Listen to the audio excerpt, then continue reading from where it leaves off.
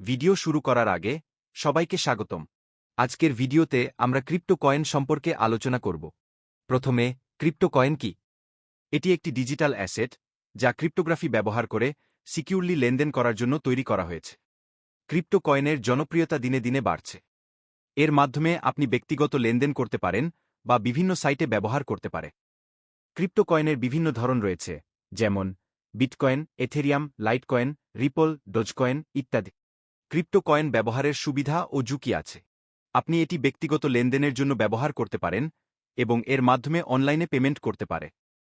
তবে crypto coin একটি ভয়াবহ বিষয় হওয়ার সম্ভাবনা রয়েছে, কারণ এটি অনিরাপদ এবং নিখুঁত হতে পারে।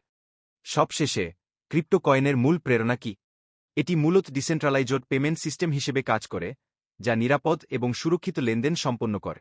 এটি ছিল আজকের ভিডিও। আপনাদের কমেন্ট এবং প্রশ্ন নিতে ভুলবেন না। ধন্যবাদ এবং সাথে থাকবেন।